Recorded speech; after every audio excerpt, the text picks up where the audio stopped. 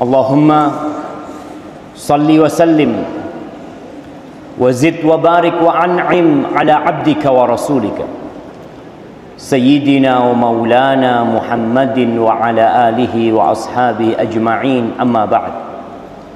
Ya Allah, semoga salawat dan salam, berkah dan nikmat senantiasa Engkau curahkan untuk hamba kekasih-Mu, untuk baginda Nabi kita Muhammad alaihi salatu wassalam, untuk keluarga beliau, untuk istri-istri beliau, untuk putra-putri beliau, dan untuk seluruh sahabat Nabi.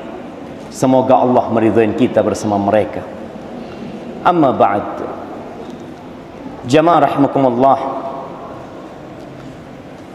sebagian kita atau banyak dari kita yang tertipu dengan kesenangan dunia.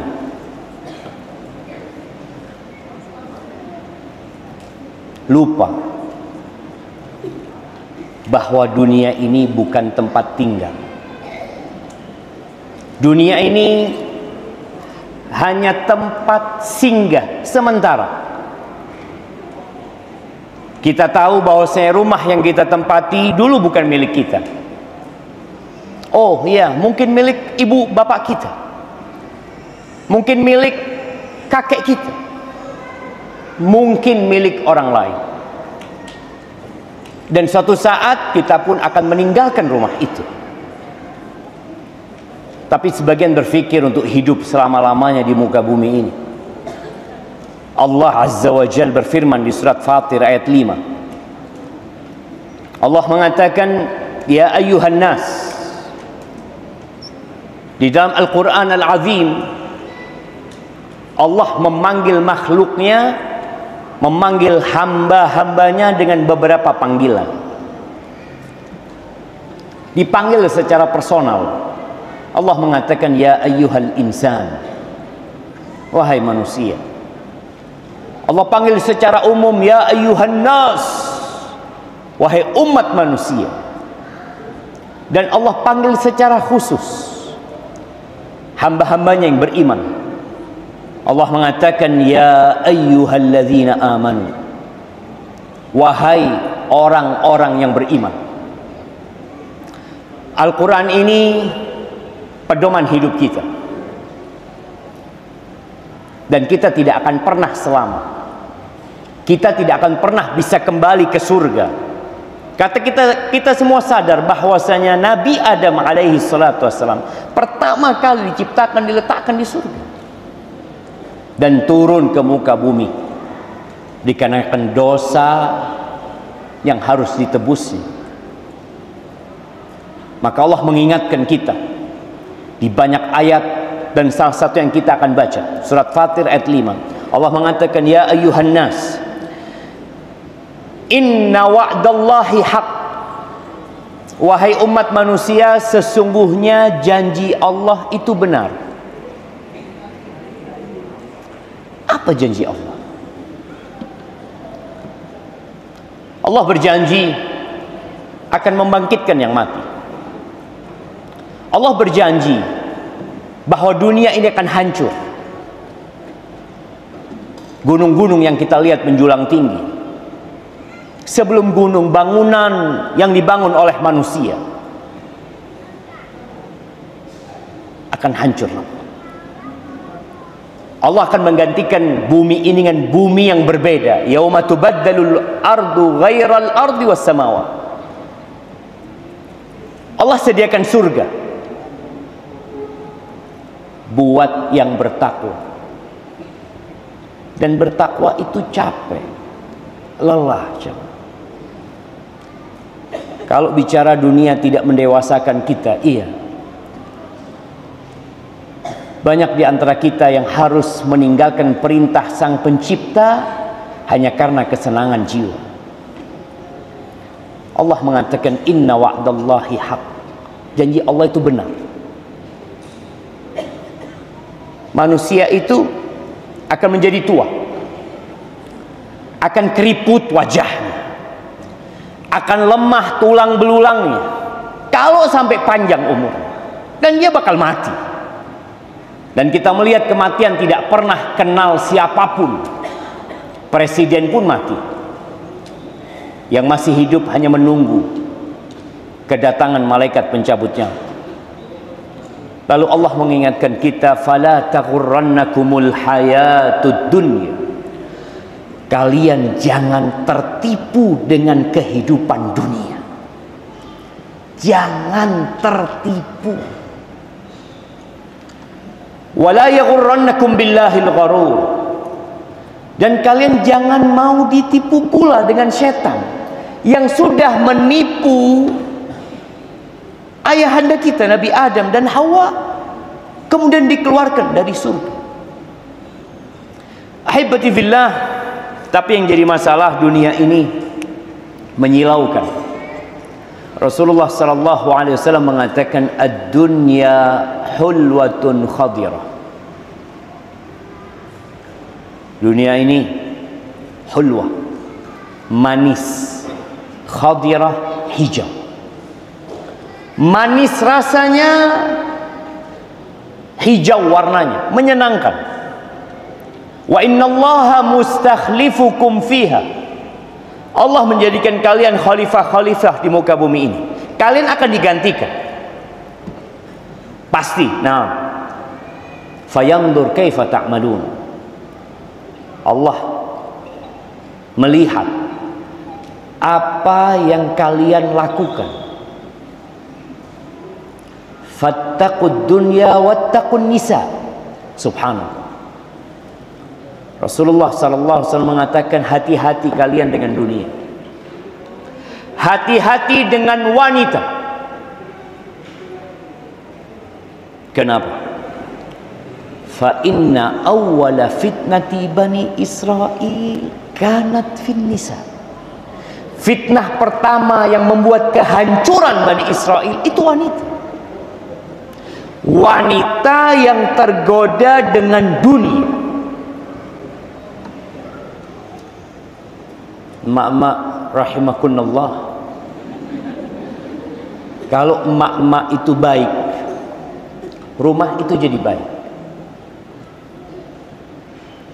Tapi kalau emak-emaknya nggak baik, rumah itu akan berantakan walaupun suaminya adalah nabi. Antum lihat bagaimana Asiyah binti Muzahim, ketika dia baik, ketika dia menjaga kehormatan dirinya, jadi itu Nabi Musa dirawat sama Asiyah di rumahnya Fir'aun, suaminya Fir'aun yang mengaku Tuhan. Tapi bagaimana dengan Kan'an, putranya Nabi Nuh, bapaknya Nabi? Tapi karena istrinya nggak benar, jadinya seperti itu.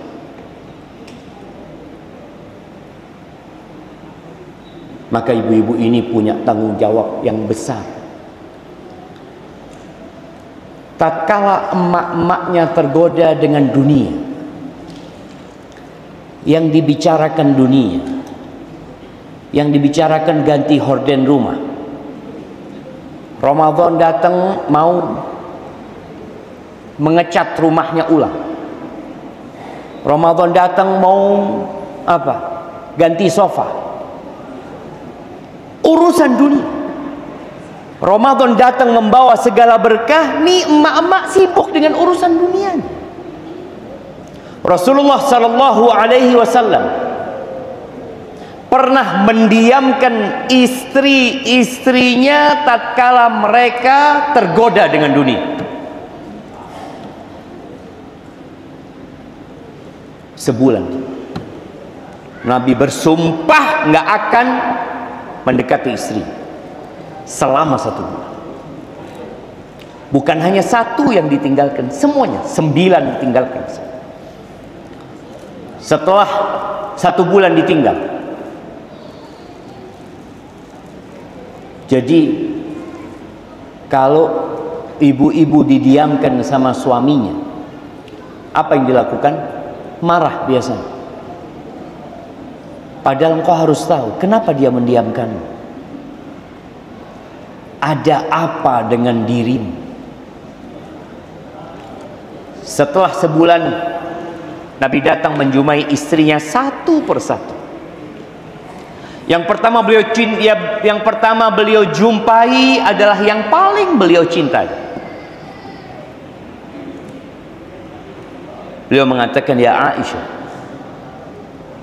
engkau coba musyawarah dengan orang tua. Engkau mau bersamaku atau selamat tinggal cukup di sini rumah tangga kita. Bayangin, kita sering membaca bagaimana lemah lembutnya Rasulullah SAW. Kita sering mendengar bagaimana cintanya Nabi kepada istri-istrinya, bagaimana penghargaan beliau, bagaimana perhatian beliau. Dan tatkala beliau mendiamkan istri-istrinya, itu salah satu bentuk perhatian beliau kepada istri-istri. Lalu beliau membacakan firman Allah di surat Al-Ahzab ayat 28 dan 29. Allah mengatakan, ya ayyuhan nabi, wahai nabi, qul li azwajika, wahai nabi, katakan kepada istri-istrimu, apa? In kuntunna turidnal hayatad dunya wa zinataha fata'alaina umatti'kunna wa usarrihkunna sarahan jamila. Wahai istri-istriku, kalau visi dan misi kalian, kalau ambisi kalian adalah kehidupan dunia, kemewahan dunia, kelezatan dunia, kenyamanan dunia, fata'alaina, kalian kemana? Umatti'kunna, aku kasih mut'ah buat kalian, aku kasih harta buat kalian. Nabi akan adakan itu, harta akan diberikan kepada istri-istrinya. Setelah itu apa? Wa usarrihkunna sarahan jamil. Kemudian aku akan ceraikan kalian dengan perceraian yang baik. Kita pisah baik-baik. Nabi menawarkan itu kepada istri yang beliau cintai alaihi salatu wassalam. Dan itu salah satu bentuk cinta kepada Allah Azza wa Jalla. Kalau harus meninggalkan istrinya, tinggalkan. Kalau harus meninggalkan suaminya, tinggalkan. Gimana hidup tanpa istri dan suami? Allah berikan ganti yang lebih baik. Wa in kuntunna turidna Allah wa rasulahu wad daral akhirah.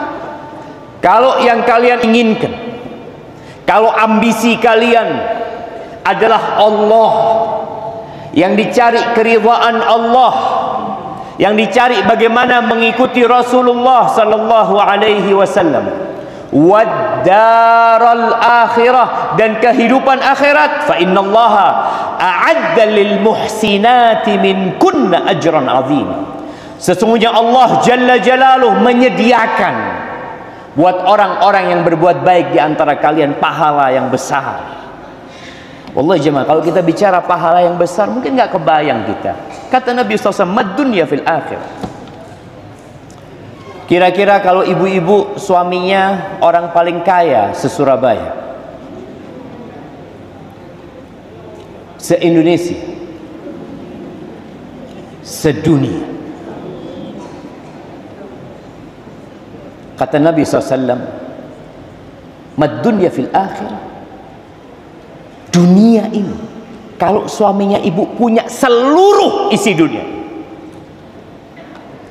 dibandingkan dengan akhirat, hanya seperti seorang dari kalian memasukkan jari telunjuknya atau jarinya ke lautan,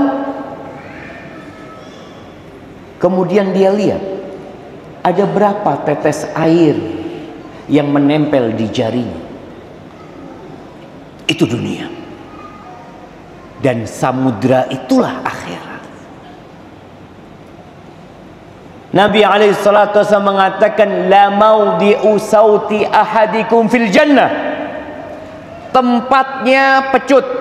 Dulu mereka naik kuda, naik onta, naik himar, biasanya mereka bawa pecut. Pecut itu digantung biasanya.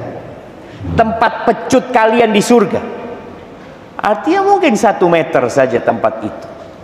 khairun minad dunya wa ma fiha, lebih baik daripada dunia dan isinya.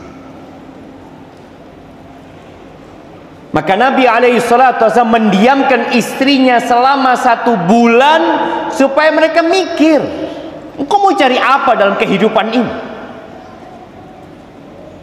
Dan semua yang punya dunia akan meninggal dunia. Artinya yang dia miliki, yang dia kumpulkan, yang dia tabung ditinggal. Di surah Ali Imran ayat 185.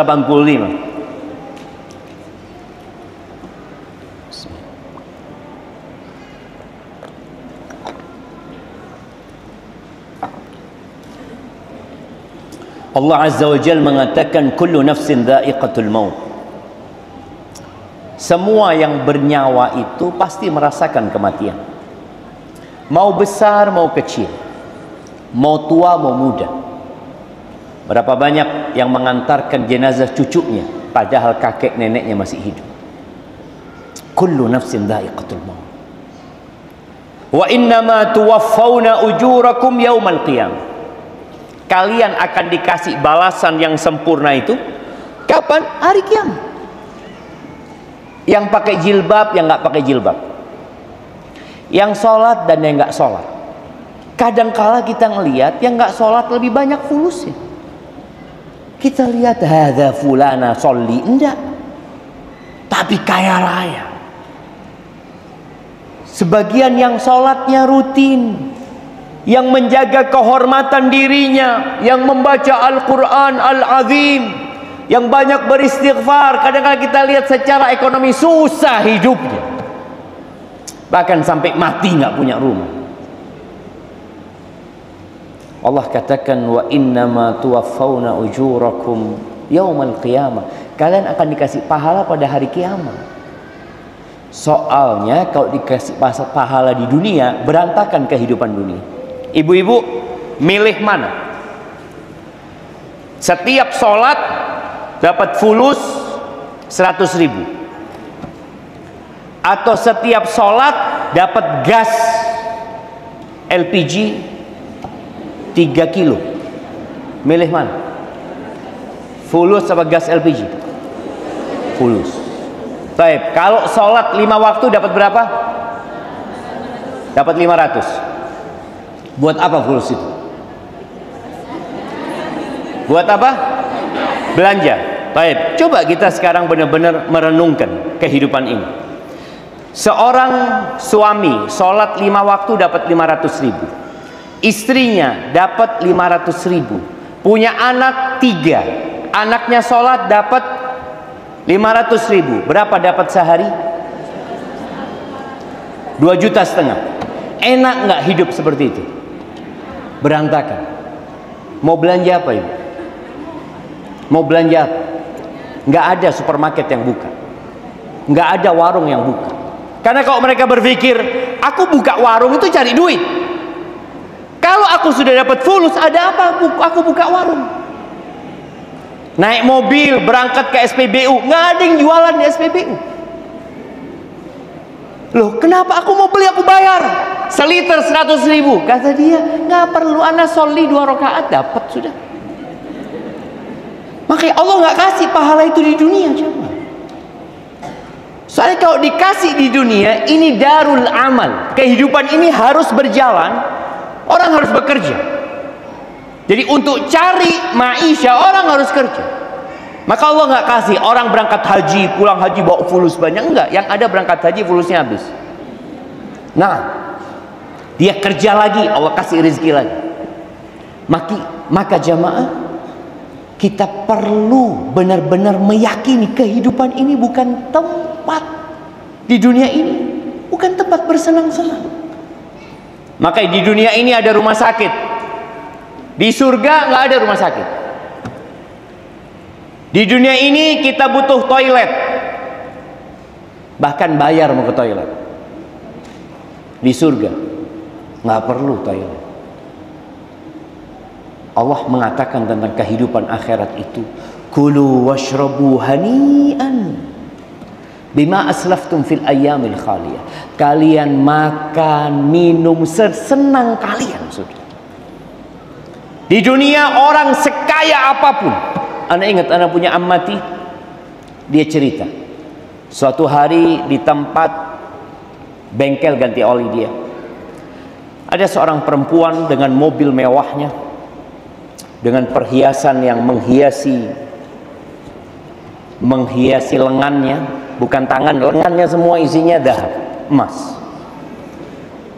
Ngomong amati, ya Allah enaknya hidupnya ibu ya, kata dia. Kata ibu itu, enggak juga, kata dia. Saya dulu miskin, kata dia. Sekarang Allah beri banyak harta kepada saya. Tapi saya sekarang mau makan donat yang enak nggak boleh, karena gula, diabetes. Mau makan ini yang enak nggak boleh.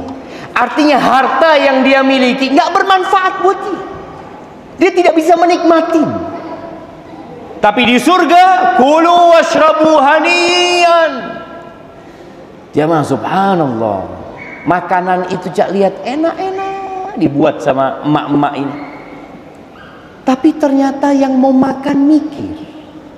Dia takut, ya Allah, kena gula, kena kolesterol, kena asam urat. Hadhihi dunya bukan tempat bersenang-senang. Sedangkan di akhirat terserah kau mau makan apa. Berdasarkan apa yang kalian amalkan di hari-hari yang berlalu. Allah mengatakan, faman zuhziha 'anil nar wa udkhilal jannah faqad faz.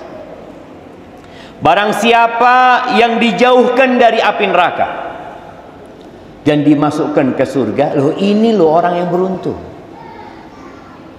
Orang yang beruntung itu orang yang dijauhkan dari neraka dan dimasukkan ke surga. Kalau keberuntungan di dunia, wa mal hayatud dunya illa mata'ul ghurur. Kehidupan dunia ini hanya kesenangan yang menipu. Allah berikan dunia kepada Fir'aun. Allah berikan dunia juga kepada Nabi Sulaiman. Pertanyaannya, kemana kerajaan Nabi Sulaiman? Di mana kerajaan Fir'aun? Nggak ada, saudara. Ahibati fillah. Tapi kita masih sering tertipu dengan kehidupan dunia ini. Orang yang ambisinya dunia. Orang kalau sudah ambisi dunia itu akan lupa dengan aturan. Padahal dunia ini penjara buat orang beriman. Pakai jilbab ini enak apa enggak? Enggak enak. Enggak enak. Gerah. Enggak bisa dia bersolek untuk dilihat sama orang lain. Padahal wanita itu ingin dipuji, ingin disanjung. Dengan dia harus pakai jilbab itu selesai urusannya. Tapi dia lakukan itu. Kenapa? Ya apa? Itu udah perintahnya Allah.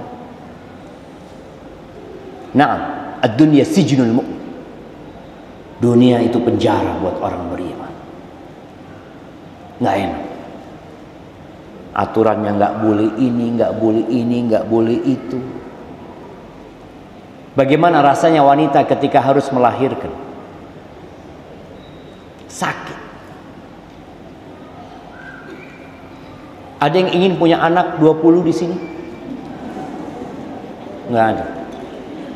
15? Generasi terdahulu itu Masya Allah punya anak 15. Sampai ada satu wanita yang punya anak 28. Capek jemaah. Tapi tatkala yang menjadi ambisi dia akhirat, selesai. Dia tahu rasa lelah dia, energi yang dikeluarkan untuk mendidik anak, ngurusin suami, ngurusin rumah, capek. Dan Allah Azza wa Jalla mengatakan, laqad khalaqnal insana fi kabad. Sesungguhnya kami telah menciptakan manusia dalam susah payah. Jadi orang tua capek apa enggak? Capek. Jadi anak juga capek. Capek. Kadang kala emaknya ini marah-marah, anak ini kalau bisa ganti emak mau ganti, anak dapat emak kok kayak gini. Dia capek. Sang emak pun sama capek. Ya Allah, nah, kok nggak nurut dah? Kok nggak kayak anaknya tetangga? Katanya dia, anak lebih seneng jadi anaknya tetangga daripada anaknya emak. Sama, nggak bisa. Capek jamaah. Hadhihi dunia. Makanya kesenangan di dunia itu menipu. Makanya banyak di antara kita bertambah umurnya tapi nggak tambah dewasa. Dia memandang dunia masih salah. Dia masih mau happy-happy. Punya anak, aduh 2 sudah cukup. Bahkan muncul sekarang wanita-wanita yang nggak mau punya anak. Muncul pula wanita-wanita yang nggak mau nikah.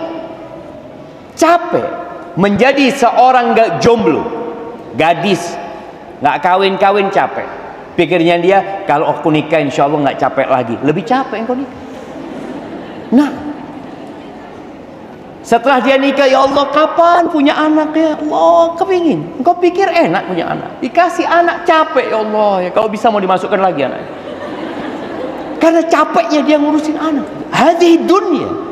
Artinya dimanapun kita berada, posisi apapun yang kita lakukan, jadi menantu capek.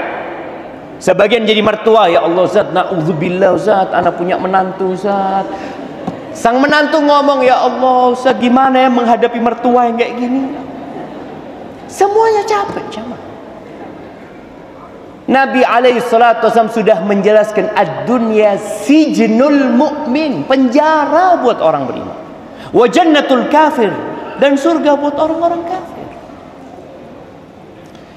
Apa kata Nabi SAW tentang orang yang ambisinya dunia, yang kenapa beliau mendudukkan istri-istrinya, memberikan 2 pilihan, bersamaku susah, atau kalian mencari dunia dan kenikmatannya, fadhal. Nabi SAW mengatakan, man kanatid dunya hammahu, barang siapa yang dunia menjadi ambisinya,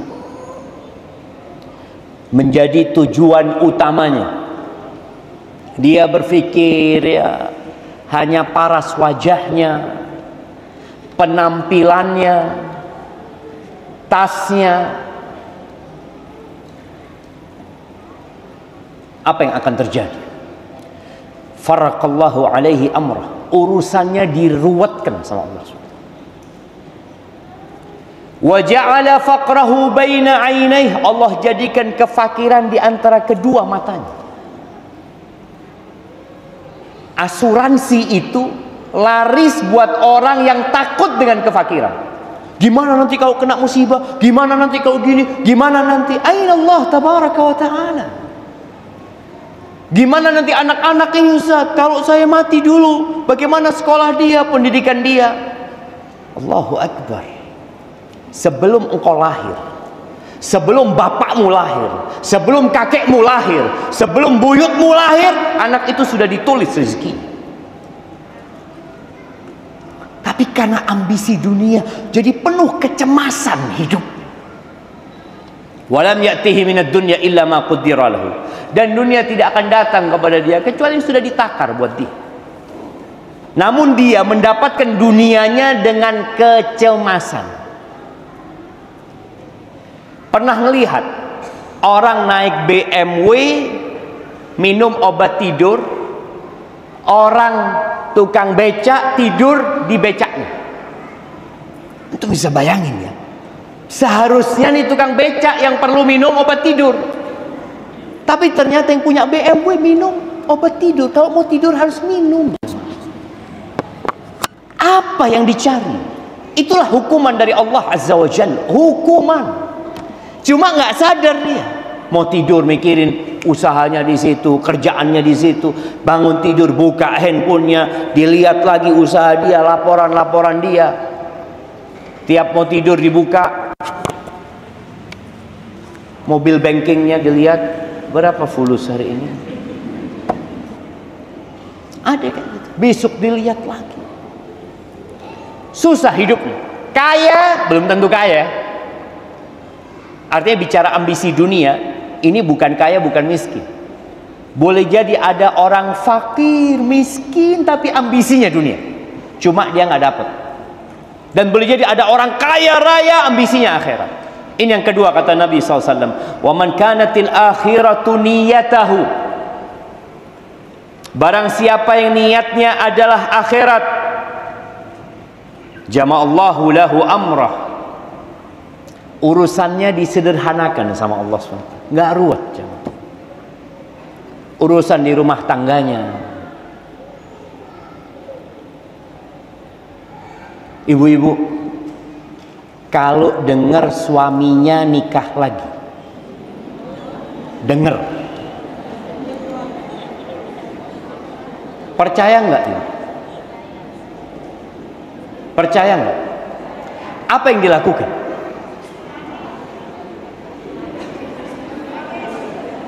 Bismillah.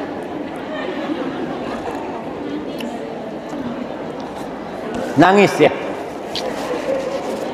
Nggak apa-apa nangis. Menangis, bersedih. Tapi tatkala dia berpikir tujuan hidupku adalah akhirat, dia akan berpikir, kalau ini memang dari Allah Azza wa Jalla, aku yakin Allah tidak memberikan beban kepada hambanya lebih daripada kemampuan. Aku tidak lebih baik daripada Aisyah. Aisyah dipoligami. Aku tidak lebih baik daripada Hafsah. Hafsah dipoligami. Aku tidak lebih baik daripada Zainab bintu Jahsh. Dia pun dipoligami. Tapi tatkala seorang sudah berpikir, aku hidup ini buat akhir, urusannya jadi sederhana. Anda masih ingat dengan salah satu sesepuh yang ada di Surabaya. Anda tanya, kenapa dulu orang-orang dulu itu banyak mungkin kakek-kakeknya yang nikah lagi, kok kayaknya nggak ada masalah?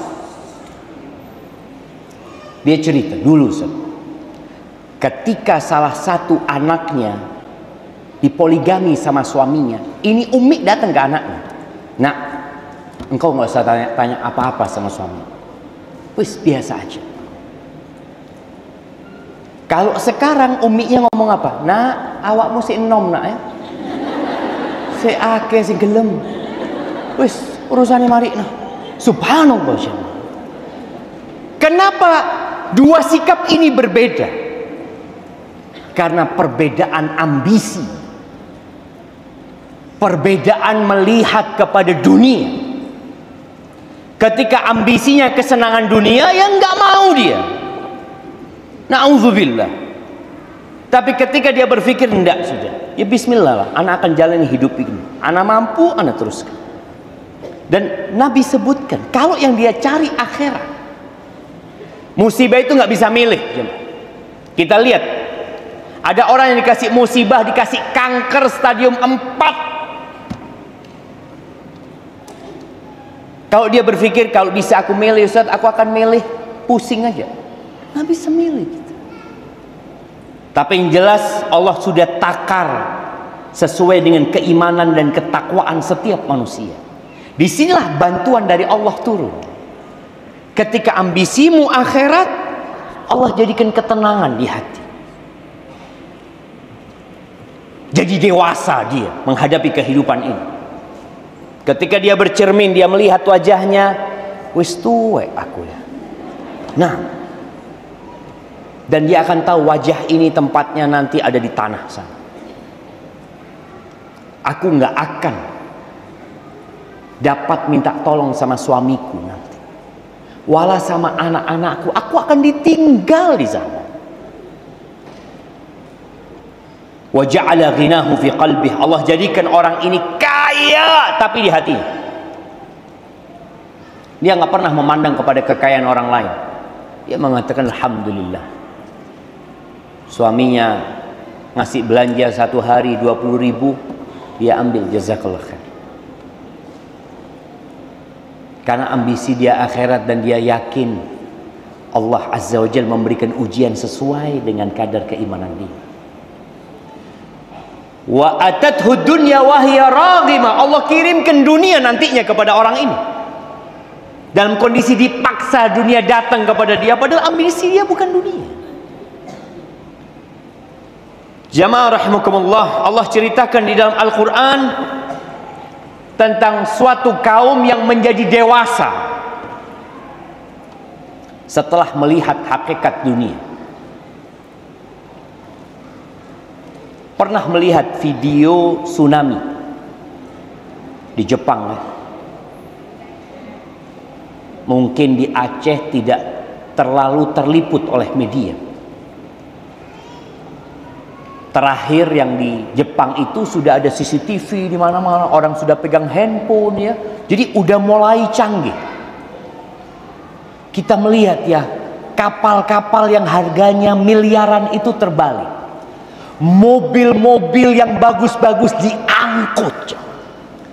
Rumah-rumah berantakan dan semua orang mengatakan nafsi, nafsi, ditinggal hartanya, ditinggal rumahnya, ditinggal motornya. Dia berusaha menyelamatkan dirinya sendiri.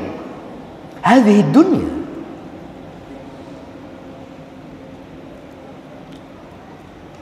Gempa. Ada yang dari Palu. Ana pernah ke Palu di saat selesai gempa.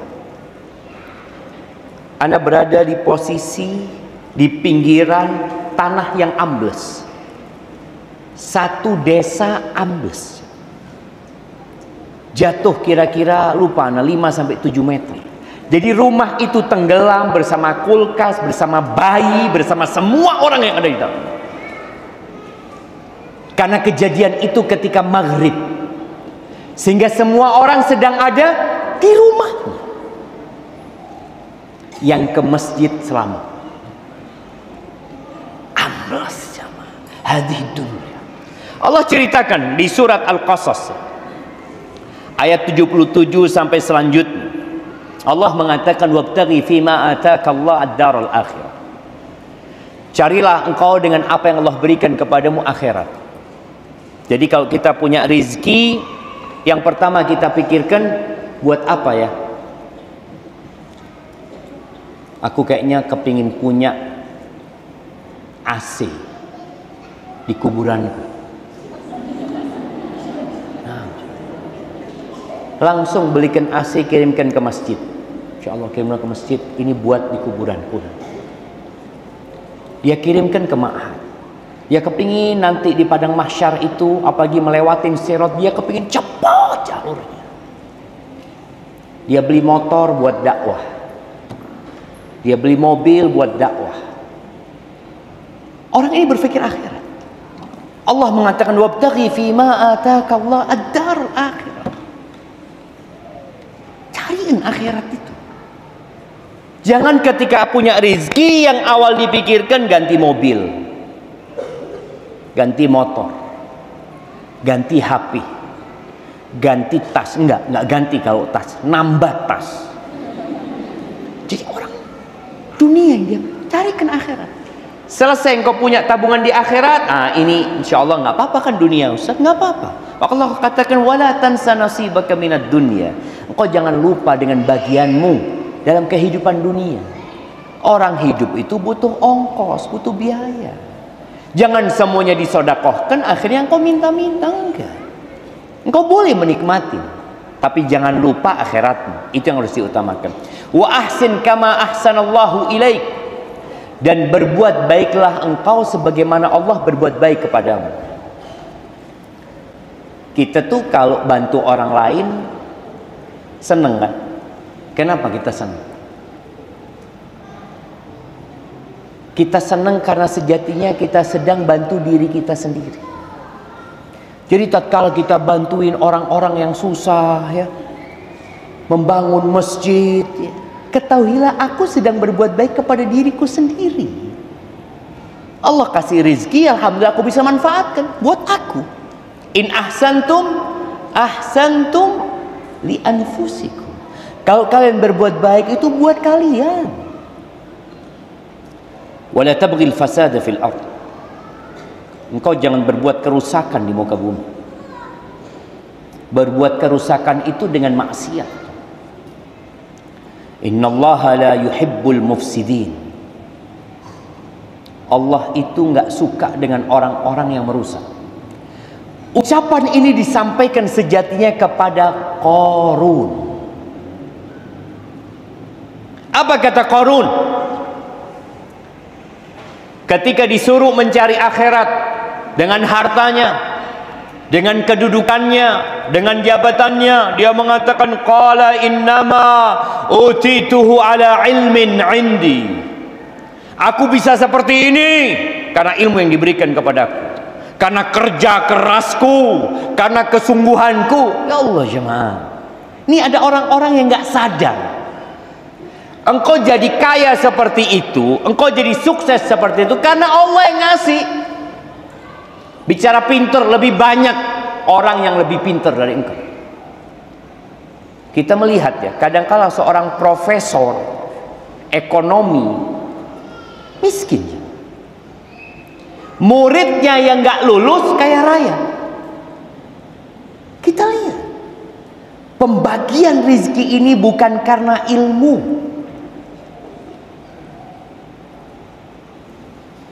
dan bukan karena jabatan dan kedudukan. Pembagian rizki itu karena Allah yang kasih. Makanya berapa banyak orang meniru usaha orang lain, sama-sama buka warung soto, yang ini rame, yang ini sepi. Kenapa? Allah Azza wa Jalla yang ngasih. Maka Qarun mengatakan innama utituhu ala ilmin indi. Apa kata Allah? Awalam ya'lam. Apa dia nggak tahu? Apa dia nggak melihat? Annallaha qad ahlaka min qablihi minal qurun man huwa asyaddu minhu quwwatan wa aktsaru jam'a. Apa dia nggak tahu? Allah sudah membinasakan kaum-kaum sebelum dia yang lebih kuat, yang lebih banyak pasukannya, yang lebih banyak pengikutnya.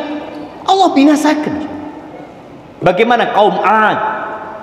Bagaimana kaum Samud? Kalau kita melihat sekarang, bagaimana kita melihat adanya piramid-piramid di Mesir yang membuat orang takjub. Ya Allah, hebat mereka ya. Mana hebat mereka? Kemana Fir'aun dan bala tentaranya? Gak ada. Allah ingatkan Qarun ini, innallaha wa la yus'alu an dzunubihimul mujrimun. Dan dia nggak ditanya tentang dosa-dosa mereka. Allah akan hancurkan para pelaku dosa. Fa kharaja ala qaumihi fi zinatih. Dia keluar dari rumahnya, pergi dengan segala perhiasannya. Kalau sekarang mungkin pakai mobil yang paling mewah. Kalau dulu disebutkan Qarun ini punya kuda kencana. Kereta kencana ya, kereta kencana yang kudanya itu dilapisin dengan emas semua. Diiringi oleh 300 dayang-dayangnya. Bisa bayangin. Apalagi di masa itu budak diperjualbelikan. Orang tinggal beli, orang kaya paling banyak budak.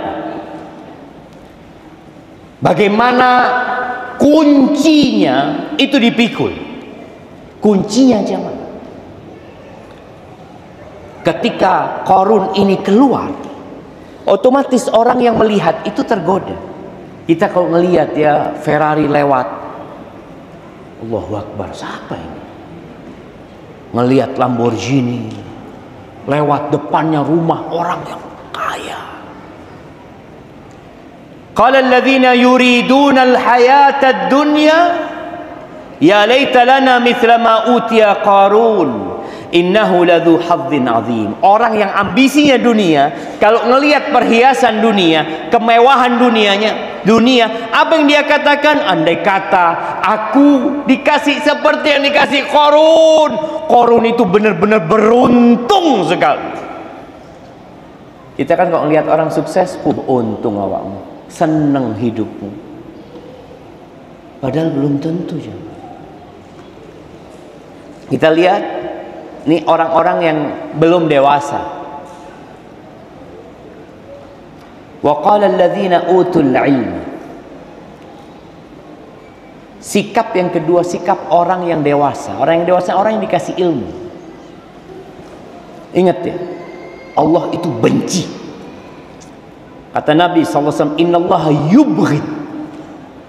Allah benci sama siapa?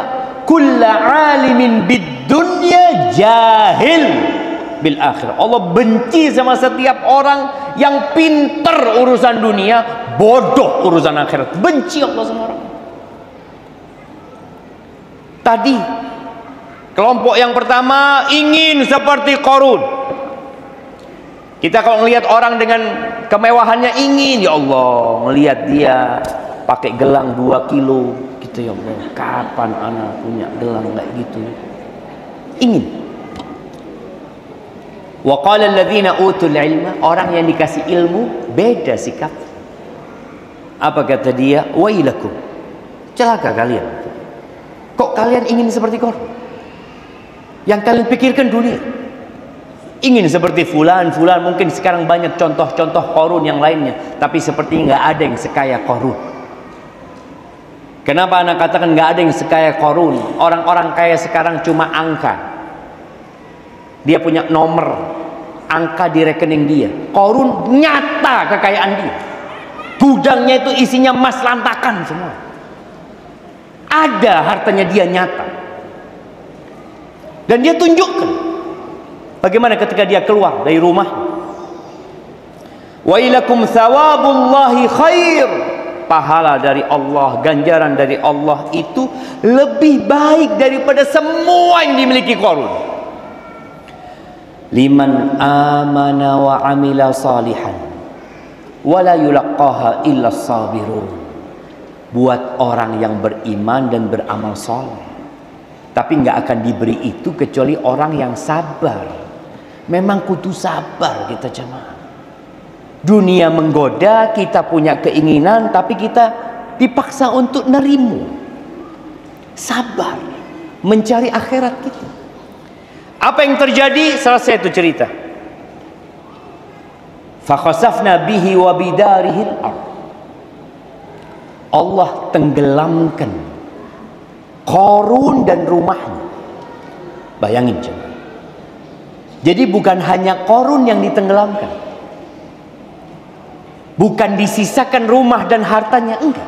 Sampai hari ini orang kalau menemukan harta terpendam, apa kata dia? Harta kami, harta Qarun. Mana harta Qarun di sini? Allah tenggelamkan Qarun dengan rumahnya, jemaah. Selesai, nggak kelihatan lagi rumahnya Qarun. Yang orang setiap lewat, ya Allah, kapan ya aku bisa seperti Qarun? Ya Allah, cok senengnya Qarun. Ya Allah tenggelamkan, jemaah. Fama kana lahu min fi'atin yansurunahu min dunillah. Nggak ada yang bisa nolongin Qarun. Wa makana minal muntasirin. Dia termasuk orang-orang yang tidak tertolong. Wa asbahal ladzina tamannau makanahu bil ams, yang kemarin kepingin seperti Qarun, ketika pagi harinya dia melihat Qarun hilang dari muka bumi ini bersama semua kekayaan dia, mereka baru sadar ini bicara dewasa. Mereka mengatakan yaqulun wa ka'annallaha yabsutur rizqa liman yasha'u min ibadihi wa yaqtir. Ya Allah, Allah itu memang udah ngatur ya. Allah udah ngatur siapa yang dikasih harta lebih, siapa yang dikasih harta yang ditakar, yang sedikit sama Allah Azza wa Jalla. Laula an mannallahu alaina, kalau Allah tidak memberikan karunia-Nya kepada kita, la khasafa bina, kita sudah tenggelam seperti Qarun.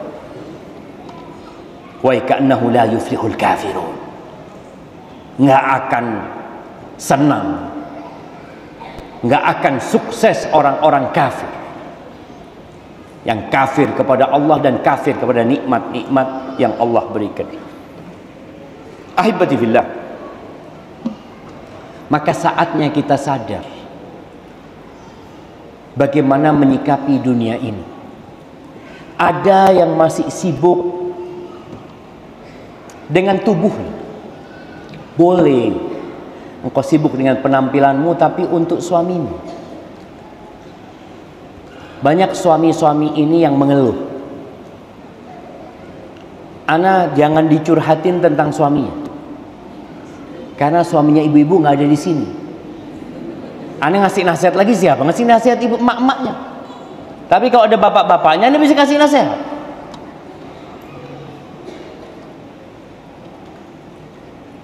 Ada wanita-wanita yang Masya Allah, kalau datang pengajian, datang pengantinnya, ya Allah, ayu.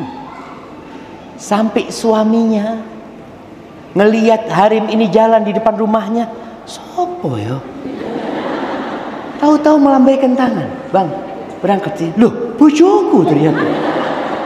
Subhanallah, jamaah. Iya loh jamaah. Tapi ketika di rumah dia nggak perhatian sama suaminya. Kenapa dunia? Dia mencari pujian dan sanjungan dari teman-temannya. Ingin dipuji bahwasanya dia wanita yang cantik. Apa gunanya engkau? Bagaimana Allah Azza wa Jal mengatakan kepada para wanita, waqarna fi buyutikun wala tabarrujna tabarrujal jahiliyatil ula. Wahai para wanita, tinggallah kalian di rumah kalian. Diarahkan nih, tinggal di rumah. Kalau harus keluar karena ada keperluan, maka jangan bersolek seperti bersoleknya orang jahiliyah. Dia menampakkan kecantikannya kepada orang lain, sedangkan kepada suaminya dia tidak menampakkan hal itu. Allah Azza wa Jalla ketika mensifati wanita-wanita yang soleha, fasalihatu qanitatun hafizatun lil ghaibi bima hafizallah. Wanita yang soleha itu yang taat. Taat sama siapa? Sama Allah. Taat sama suami. Apa yang Allah perintahkan jalankan. Tapi tadi karena tergoda dengan dunia, dia ingin, apalagi sekarang dengan handphonenya, dia bisa sibuk dengan selfie-nya ya. Sehari bisa 7 kali selfie. Dan ternyata orang yang suka selfie itu katanya sakit jiwa. Nah, bener. Dia ketawa-ketawa sendiri. Mari kita coba dibaca. Maka tolong kalau engkau memang ingin dipuji, bagaimana yang memujimu suamimu? Bagaimana yang memujimu anak-anakmu? Bagaimana dia bangga, aku bangga dengan emakku. Masya Allah jemaah. Ada seorang wanita yang curhat tentang bapak. Bagaimana dia bangga sama ibunya. Bapak ibunya ini cerai. Cerai ketika punya 2 anak perempuan. Yang satu kelas 4 SD, yang satu mungkin kelas 2 SD. 2 anak ini lihat bagaimana kekejaman bapaknya sama ibunya. Udah nggak bener bapaknya. KDRT, akhirnya ibunya diceraikan, bapaknya kawin lagi. 2 anak ini nggak pernah dikasih nafkah sama bapaknya.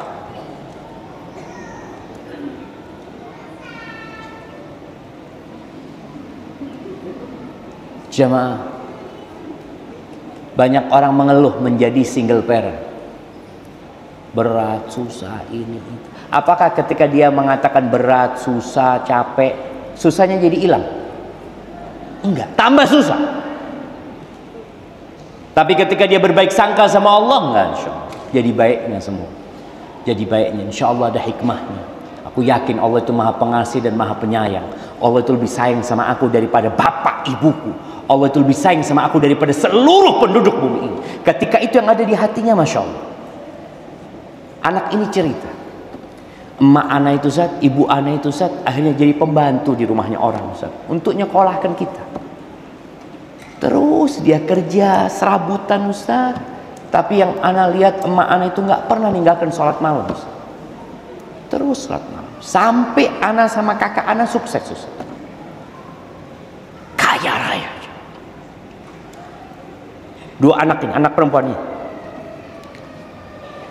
Ketika anak sukses sama kakak anak, bapak anak datang. Kira-kira ibu-ibu gimana sikapnya?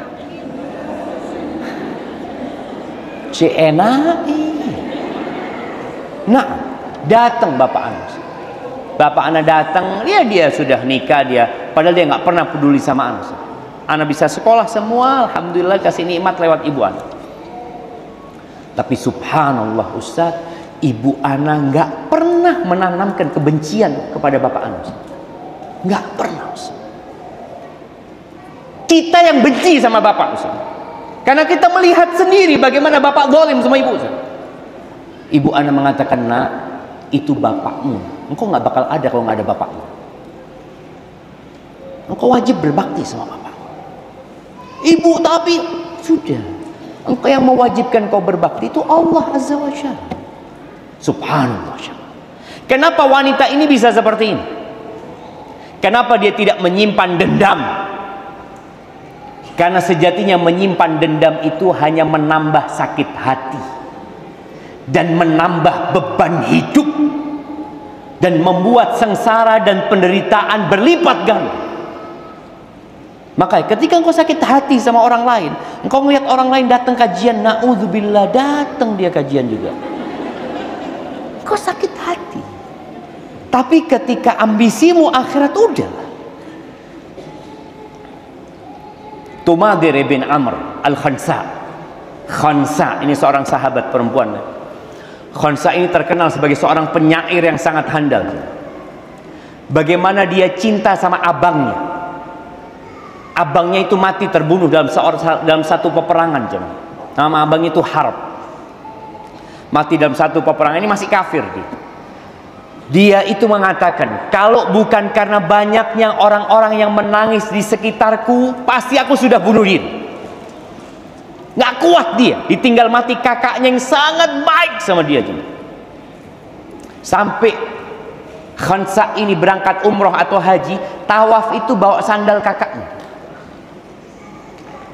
Dari stresnya dan depresinya. Kemudian dia masuk Islam. Lihat ya bagaimana ketika Islam itu merubah seseorang menjadi lebih dewasa, lebih faham tentang kehidupan ini.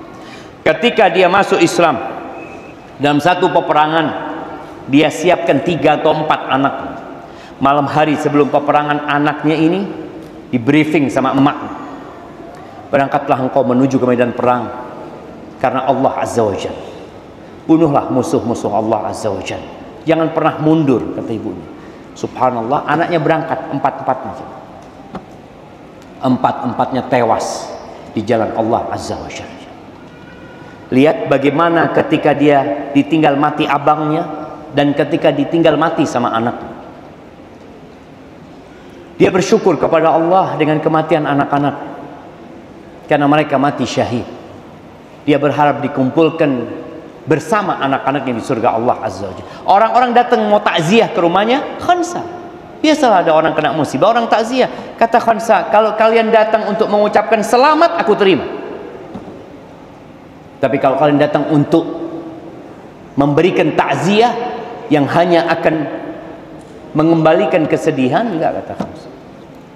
Kenapa dia bisa berubah? Iman, jamaah.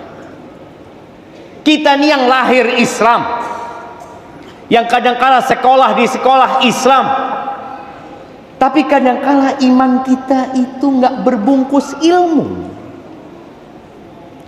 sehingga kita melihat musibah-musibah dunia ini seakan-akan ya Allah tidak kuat kita orang ini itu. Kemana engkau? Ini bukan tempat tinggal. Nabi SAW pernah bertanya kepada Dhahhak,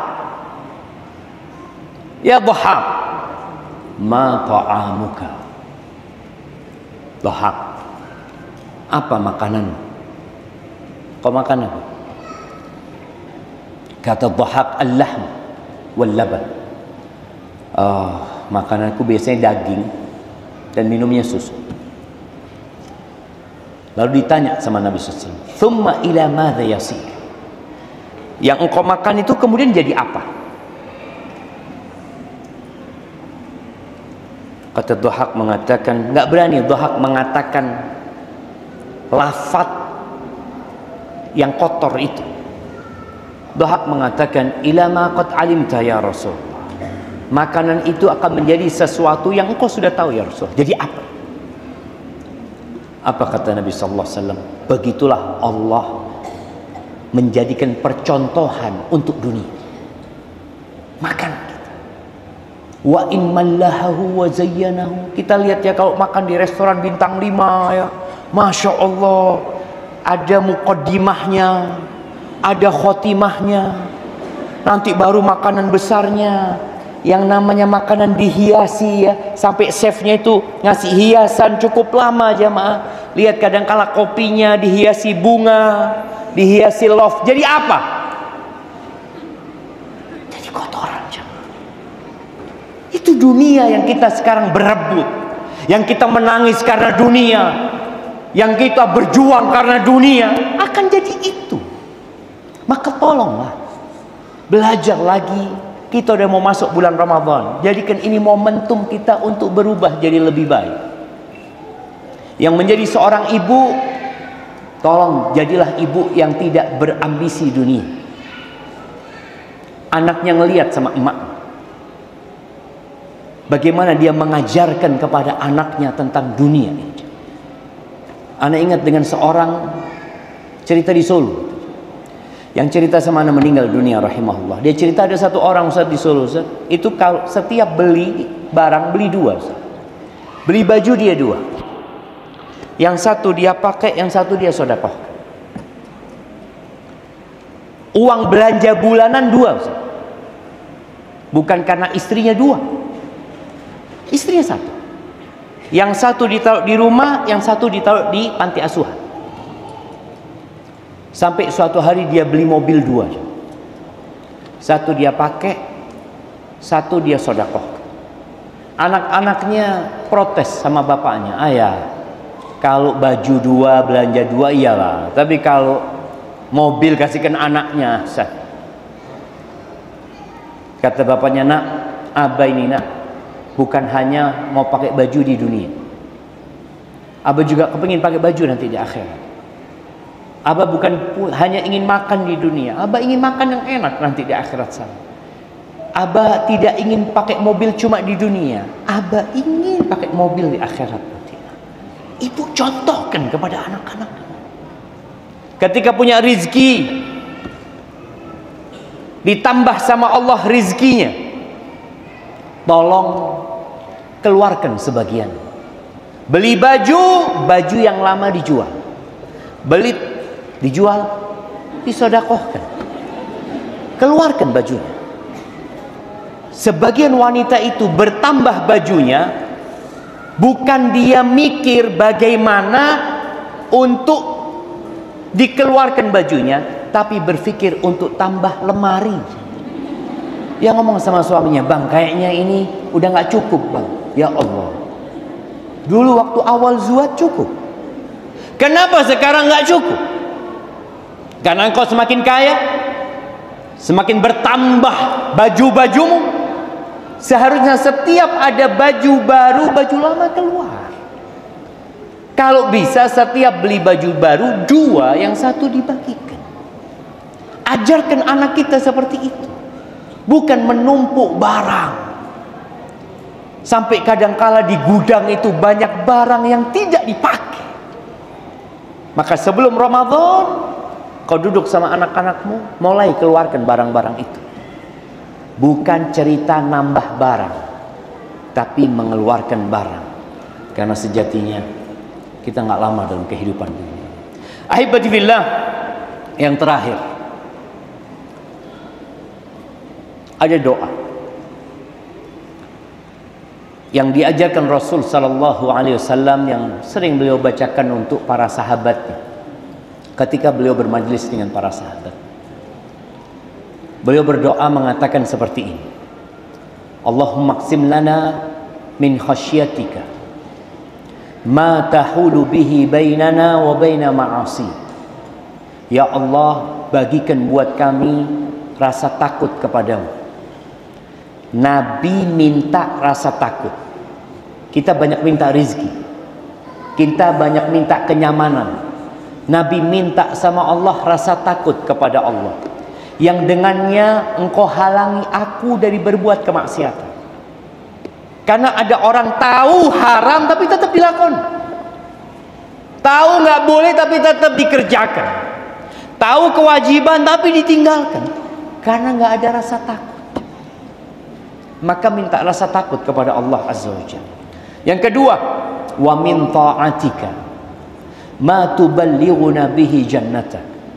Dan bagikan buat kami rasa takut kepadamu. Bagikan buat kami ketaatan kepadamu. Semangat ibadah, semangat baca Quran, semangat sholat sunnah, semangat berbagi. Minta sama Allah supaya dibagikan ketaatan yang dengannya kita disampaikan ke surga Allah Azza wa Jalla. Wa minal yaqin ma tuhawwinu bihi masaibad dunya. Dan bagikan buat kami rasa yakin, keyakinan kepada Allah, keyakinan atas hikmah Allah, keyakinan akan rahmat Allah, keyakinan dengan kebesaran Allah, keyakinan bahwa semua sudah ditakdirkan sama Allah. Yang musibah-musibah dunia jadi ringan. Ada orang yang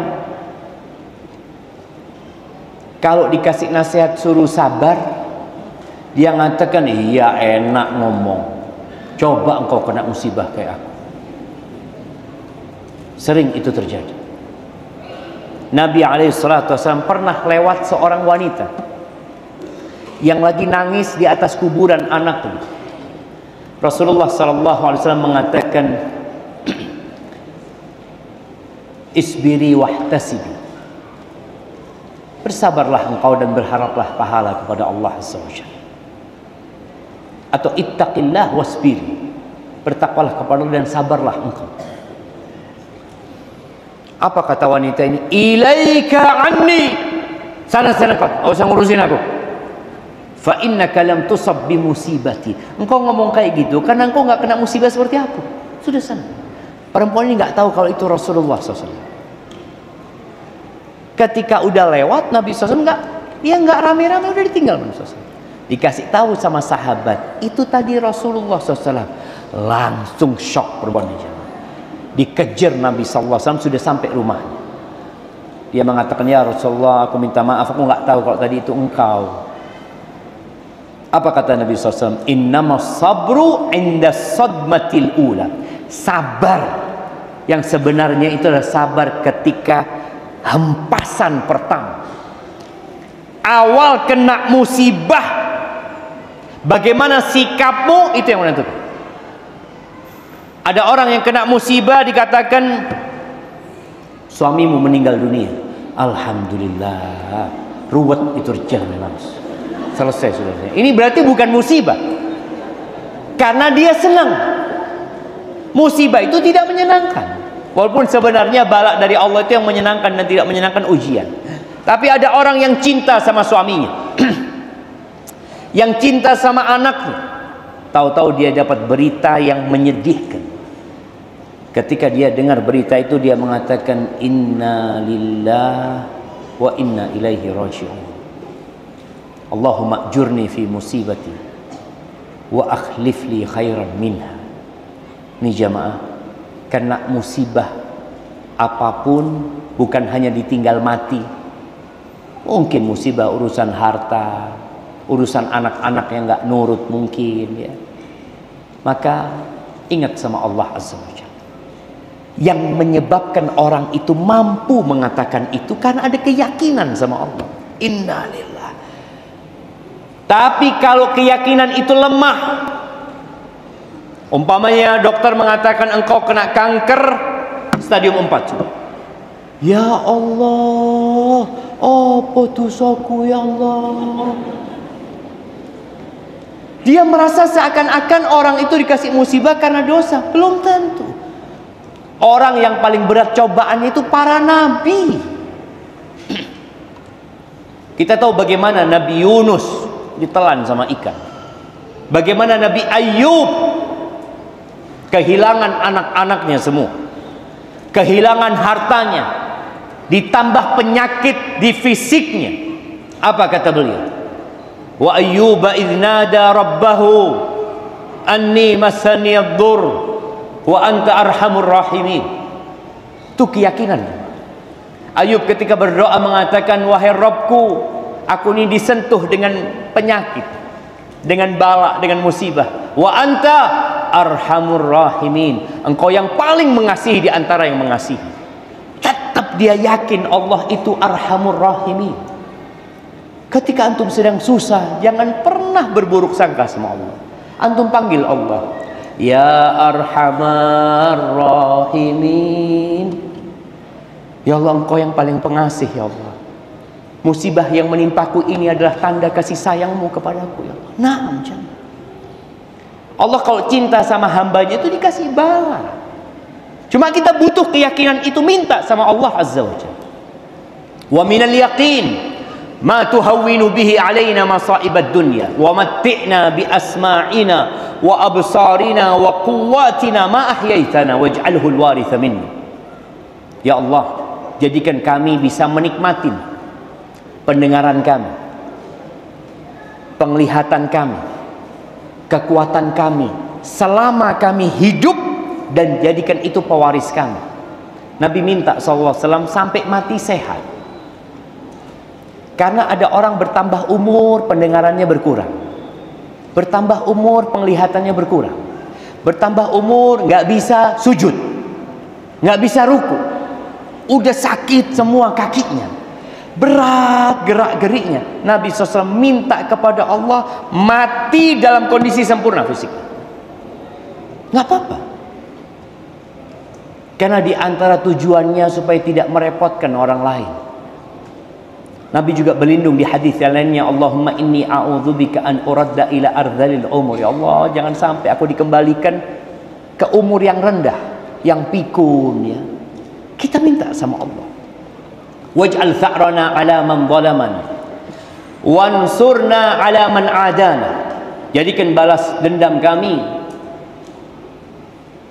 buat orang-orang yang menzalimi kami. Sudah engkau ya Allah yang ngurusin orang-orang yang menzalimi kami. Dan tolonglah kami menghadapi wansurna ala man adana. Tolong kami menghadapi orang-orang yang memusuhi kami ya Allah. Tolong kami ya Allah. Wala taj'al musibatana fi dinina. Ya Allah, jangan jadikan musibah itu menimpa agama kami. Jangan sampai. Bagaimana musibah menimpa agama? Kayak apa jemaah? Salatnya telat-telat. Musibah.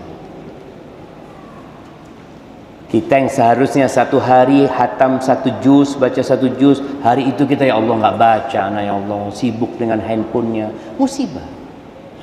Berdoa minta jangan jadikan musibah kami menimpa agama kami. Wala taj'al musibatana fi dinina wala taj'alid dunya akbar hammina. Jangan jadikan dunia itu ambisi kami yang paling besar. Wala mablagha ilmina. Dan jangan jadikan ilmu kami itu hanya untuk dunia. Jangan sampai. Wala taj'al musibatana fi dinina wala taj'alid dunya akbar hammina wala mablagha ilmina wala tusallit alaina man la yarhamuna. Dan janganlah engkau jadikan penguasa kami orang-orang yang tidak sayang sama kami. Barakallahu fiik. Anda rasa itu yang dapat Anda sampaikan pada kesempatan kali ini. Semoga yang didengar bisa diamalkan. Dan setelah didengar, ditulis, diamalkan, tolong ajak yang lainnya untuk mengamalkan. Karena setiap muslim itu punya kewajiban menyampaikan apa yang dipelajari. Semua orang itu merugi. Illal ladzina amanu wa amilus salihati wa tawasau bil haq wa tawasau bis sabr. Dia saling mengingatkan kepada kebenaran. Tapi kalau kita sudah menyampaikan kepada orang lain, siap untuk dibuli, siap untuk dimaki, siap untuk dikatai sama mereka, ya harus sabar. Karena kemungkaran itu tidak merajalela kecuali disebabkan kita yang tahu dia. Aku lu qauli hadza. Barakallahu fiik. Ana rasa itu yang dapat kita kaji pada kesempatan kali ini, yang benar dari Allah Azza wa Jalla, yang salah dari diri ana pribadi. Allah dan Rasulnya terbebaskan dari kesalahan itu. Subhanakallahumma bihamdika asyhadu an la ilaha illa anta astaghfiruka wa atubu ilaik.